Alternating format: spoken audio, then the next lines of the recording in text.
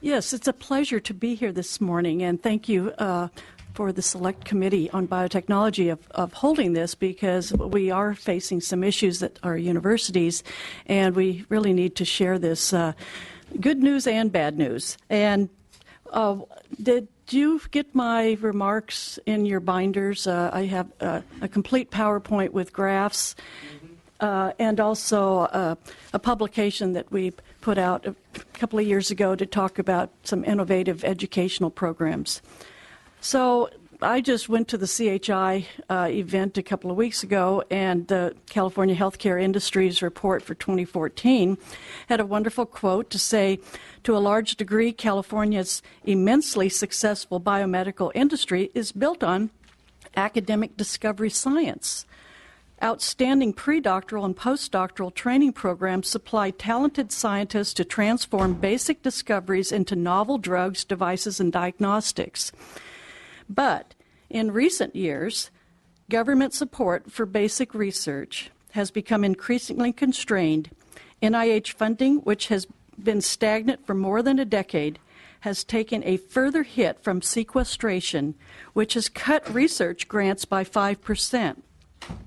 While it's good news that California is getting a larger percentage of this grant revenue, the total pie is getting smaller. And I have a graph in your binder that shows this continual decline of the NIH budget. Now, we know that the UC campuses are powerhouse for research and development. And we're going to have to do something to maintain this preeminent situation with this shrinking budget. Because if you really look at this declining budget, NIH purchasing power has been cut by almost 25% compared to a decade ago. The success rate for NIH grant application is less than 20%. NIH-funded SBIR and STTR grants have been also more difficult to obtain, and the success rate is approximately 10%. And these are for grants for the spin-out companies that we're trying to do at our UC campuses. Also, in the face of reduced venture capital funding of early-stage companies, this situation impacts the translation of university research to the marketplace. If you look at the graph of funding in other countries compared to the U.S., we see that Singapore, Korea, Germany, China are increasing their R&D budgets, where Canada and the United States has been on a decline. So this really threatens the long-term health of the U.S. and California economies. And as you all know, higher education remains one of the best investments that the federal and state government can make. I want to specifically talk about the effects that we're seeing at the universities. If you really look at this unpredictable funding stream, it's really affecting our researchers' ability to support graduate students and postdoctoral fellows. This would be salaries and supplies, buying new equipment, travel to conferences. We're seeing that early-stage researchers are struggling to find funding. The average age for acquiring an NIH R01 research grant is 42, which is nearly a decade after many academics begin their careers. This has an effect on their publication record, building a strong laboratory, and obtaining tenure. High-risk innovative research is the driving force behind the success of our biomedical and biotechnology industry, so these issues have a long-term effect on the business community. I have testimonies from faculty and recent graduates and predoctoral students in your binder, and I'm going to summarize some of their comments. One of our distinguished professors is having a reduction in personnel in her research lab. She can only take half the postdocs and predocs into her lab, which slows down the innovation. PhD students are finding it difficult to find a lab or fellowships. PhD students are also having to be teaching assistants every quarter, which slows down their time to graduation, because if they don't get their research done, they don't get a PhD in science or engineering. And then entrepreneurial researchers are, again, struggling to find their funding for those early stage startups. So our suggested action items are threefold. Number one, we need innovative programs to provide seed funding for early stage research and startups to drive innovation. About 3 suggestions would be redesign the UC Discovery grants to be funded more through state or industry funding, so that we can fund research that is too high risk to be able to even apply for an NIH grant. We need those early stage projects. Continuation or growth of tax credits or incentives for industry to help do this. And then create innovation ecosystems through public-private partnerships. One example are bioincubators for these fledgling companies that are coming out of our universities. It's, again, we call it the Valley of the Death, or Valley of Death, that they come up with something really good, but they can't get that early stage funding. The venture capital community is not interested. Secondarily, promote educational programs that link academia to the biotechnology and life science industries to better prepare that highly skilled workforce.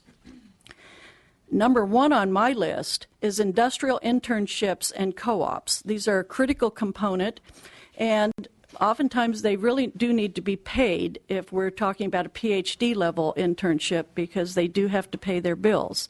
And so this is something that we have done in the past, but we need to expand it. We do need more graduate fellowships, which could be funded through the state or industry, so that these students are being able to do their research even in the wake of having their PI not have an R01 grant. So again, if they have their own funding, they could still do their research. Now, I do have some examples of very successful programs here at the University of California, Davis. The program that I've run is the Designated Emphasis in Biotechnology program. We've been doing this for 20 years, and we have over 260 PhD students from 30 different disciplines. All of these students must take a 3 to 6 month internship, and I'm struggling to find enough industry partners to provide places for those students. So again, we have the students that want to do this. Sometimes, though, we don't have enough industry partners.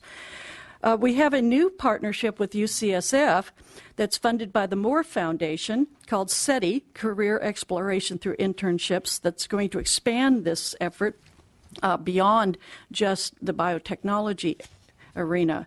And then we just got a grant, one of the NIH Director's Best Awards, of broadening the experiences for PhD students in the biomedical arena. And so UCSF and UC Davis were 2 of the 10 that were funded in September, and I'll be the director of the biotechnology industry component of this. So we are expanding these things, but we do need more industry input to really make this happen.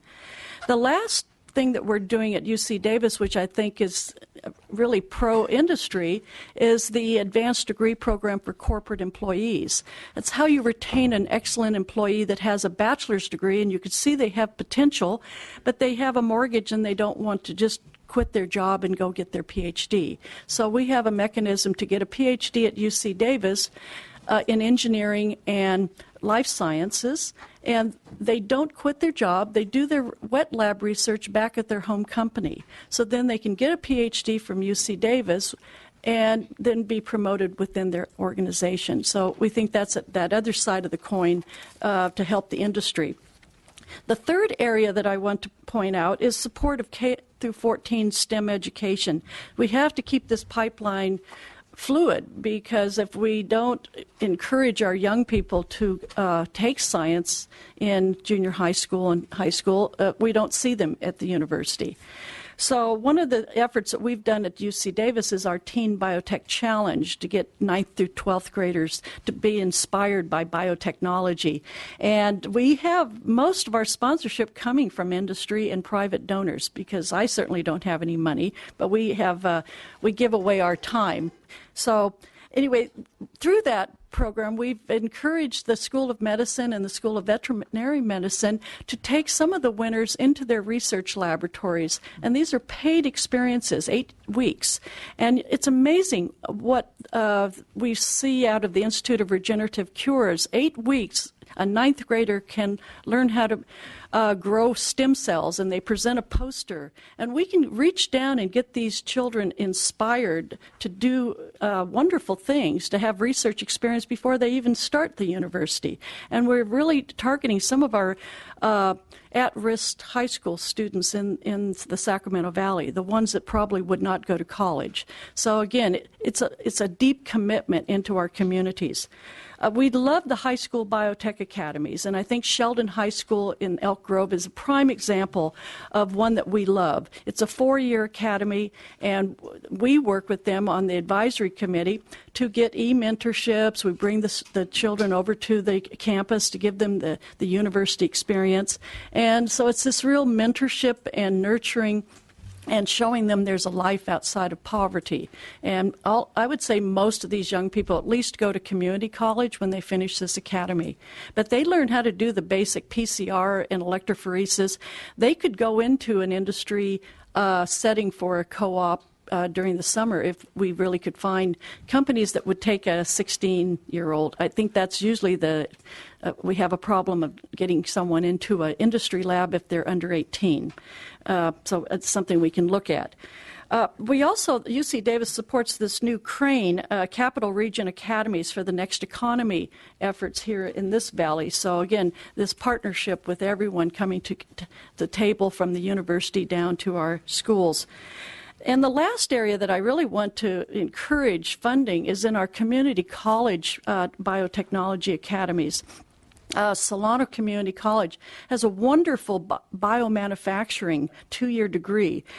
Jim DeClos gets every one of his students placed, and that's that AS degree that's very, very narrow in its focus of biomanufacturing. And again, they need to be able to expand. They're at maximum capacity right now. So these are just some of the ideas that I've seen over the years. I've been doing this for close to 20 years, so I'm not some new kid on the block. And we want to keep this ecosystem going from our junior high, high school, all the way down to the PhD level. So I just encourage us all to work together to maintain our leadership in the biomedical innovation and help our companies stay in California. Thank you very much.